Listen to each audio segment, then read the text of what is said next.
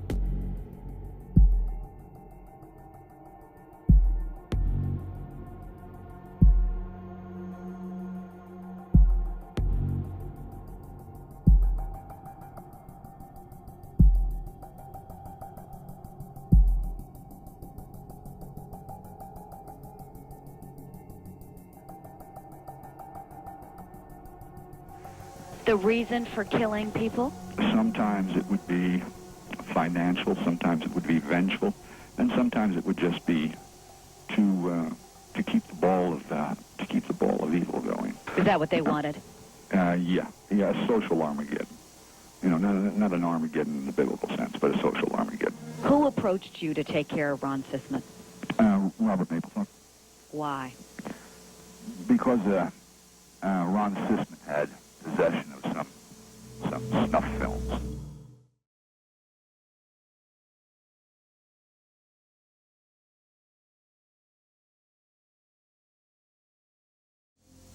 Robert was not a member of the process. He was associated with the process. The process, they were using each other.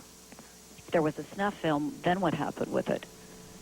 After the church ordered it? Yes.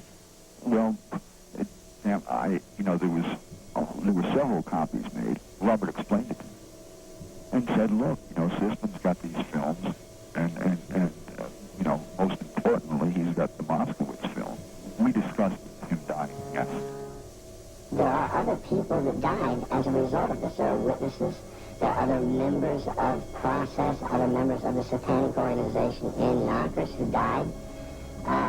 Other suspects in the Son of Sam case were murdered.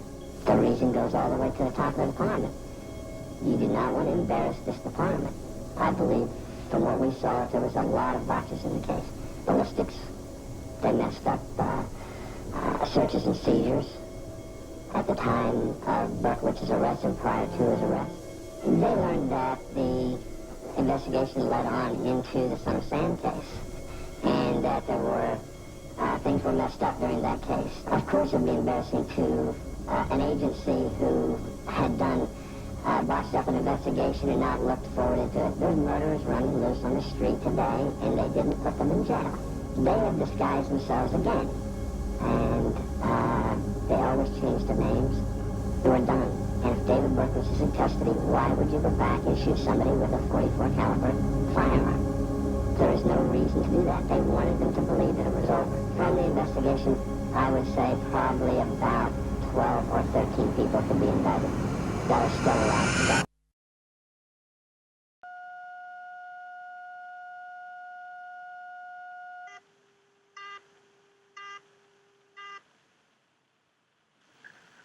When Henry Lee Lucas started confessing to 100 murders, police in several states heard him.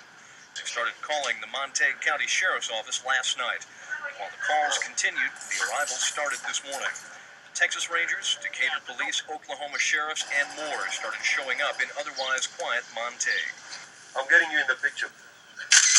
Thank you. The farm where Lucas lived and where he's believed to have burned up the remains of one of his victims has become a media magnet. That's bone. Yeah. Even Lucas himself is obliging the media circus. He spent the day sitting in his cell churning out sketches of his alleged victims. I think the time it's done with, counting me and another person, it'll be way over 500. That's what Henry Lee Lucas told police investigators in Arkansas last year. Lucas's confession freed Scotty Scott, who had been convicted of killing a Little Rock store clerk in 1981. But now, Lucas says he didn't do it. I went back to Arkansas, and I put a murderer out on the street, and that's not right. And Lucas now claims all of his other murder confessions were also wrong, beginning with his first. I did not kill Kate Rich. But his treatment by the Montague County Sheriff during his arrest for the murder of this 80-year-old woman is why Lucas claims he began his nationwide hoax. I was put in the Montague County Jail for 2 weeks. I was kept isolated. I was kept in the cold cell. I was questioned night and day on that for 2 weeks. Plus, I took lie detector's test to prove that I didn't do it, and it showed I didn't do it. And why shouldn't I bring it forward? Why shouldn't I come out and make the people realize what's happening? Lucas now claims it was law officers themselves that gave him the tools necessary to make up all of those some 600 bogus confessions that have cleared 210 murder cases. There's proof, but I haven't done the crime. I mean, written proof. And Lucas claims law officers know his story is true, and their alleged embarrassment is why he fears being taken to San Antonio for a grand jury investigating possible violation of his civil rights. Mike Snyder, Channel 5 News.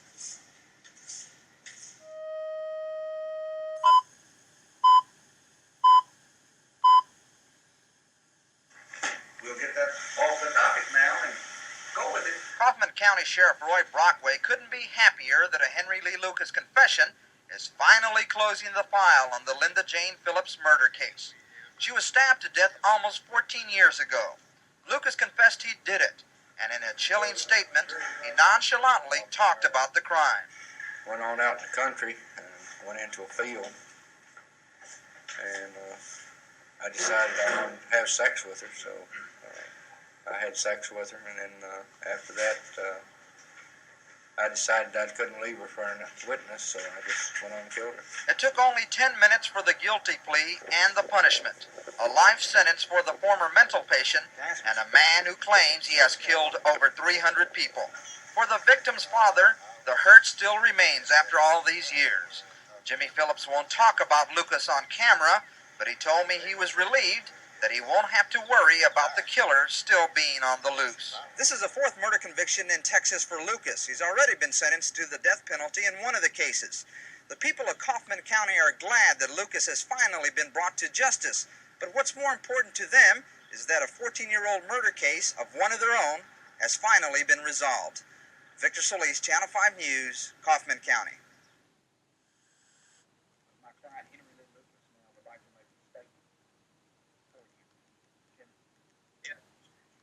Started the 18th day. I was harassed, misused by the sheriff, and I was arrested for an illegal charge, which I had not done. And they'll show you pictures of that crime. They'll take and give you all the information of the crime.